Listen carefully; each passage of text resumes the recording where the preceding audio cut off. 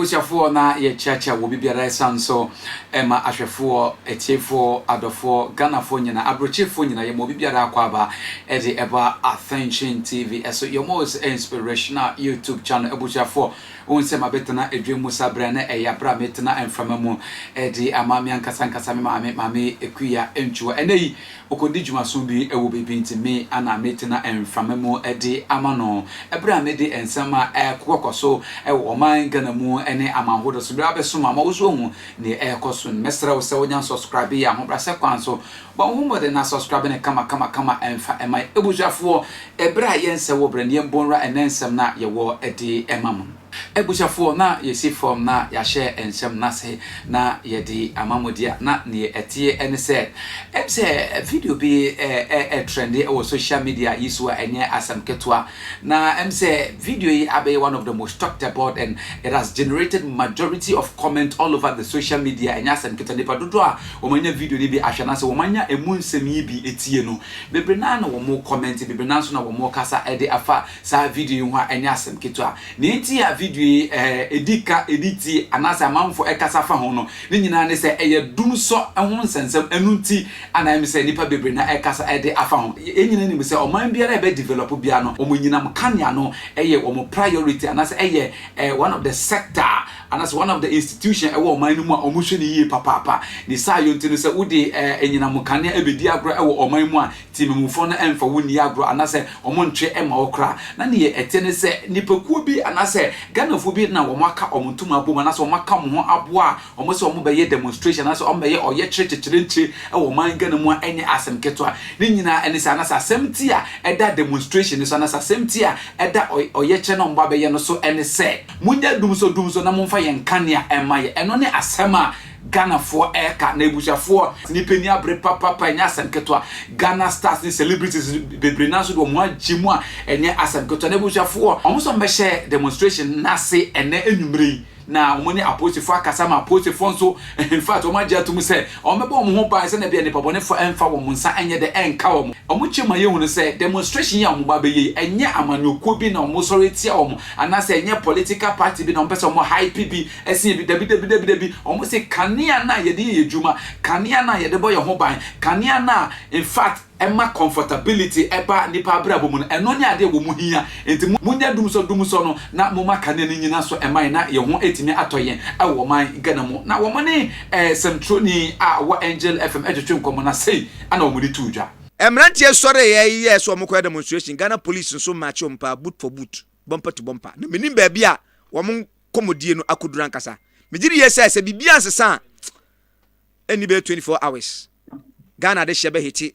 street ni so na o my demonstration no ahoma no so ye convenience mu baako me Henry ose akoto Henry me nwakwa aba ya minia empomwe oh nyame adom matem penten kwa ewo DUMSOR de be hu achepa ye ho ye matem penten kwa achepa abrewa yi puma kwam de yo mamentia mo die fu nyina awie so the ukai no Angel it's not been an easy journey but nyame adom enam se Ghana fo bebrebe na tayeti ene de ye no mohu se no kra na ye ka e kania dundum na ekoso Ghana fana be bia all over the 16 region enti eye enra yeshia posifo eye the Accra police commander Yera Ahen one ne nkofo nyina no muhia enra aya tutu bia yakọ be bia ebe ye vigil no be bia ebe ende no ama omoso eyo mo ahoboa sisi ameka se ya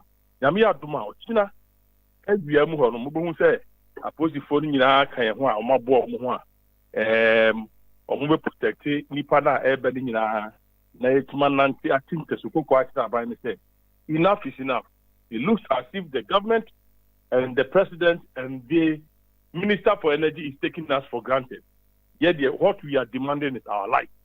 Omo de light in my any tiswa you know many asinja but omo for light na my dia nyame adoma in fact ye mo na ye man na do so na o se ye man na do so na fa na mo hye ase na makowi yes ase wo University of Ghana Lagos na ni mo pe ho na ye nyina ye twa hia no mienu 2 o'clock awia sa e ko ba this time no By this time, see, I'm just the nipa man eba. Okay. So, you boy one na embo be no nsia no.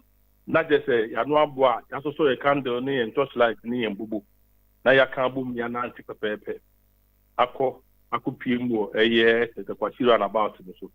Ho na ebesia protesters ni akasa chi omu nyina ewia.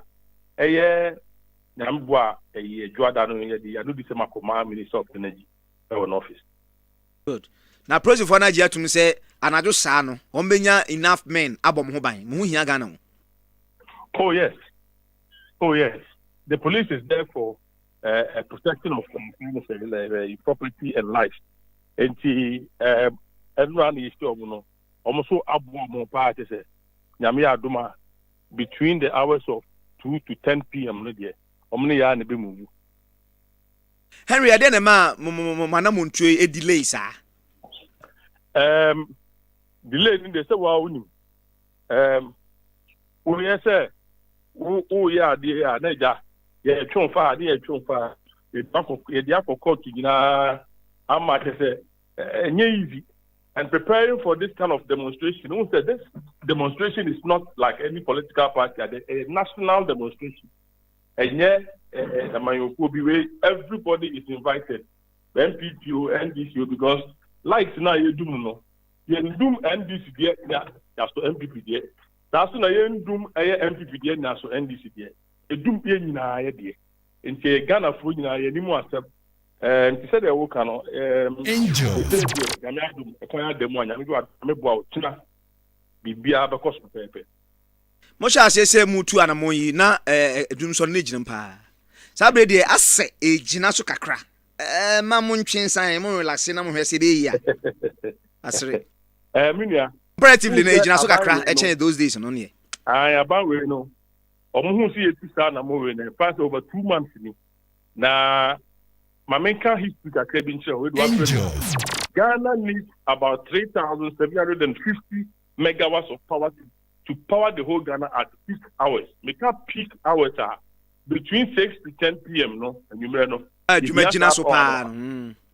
that time the new lights, father.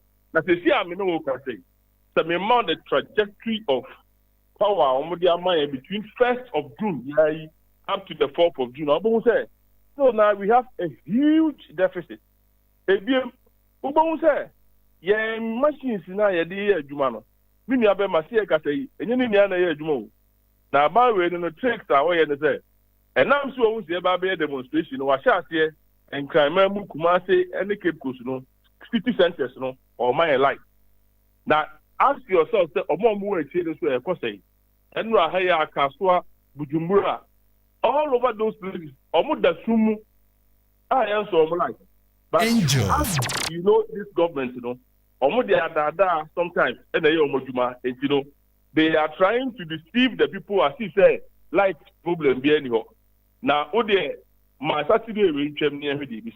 Ebusha for pepe and it's ha na be the ensemina ebese ediamomi me dey se me prometin ara energy cup night. Makram.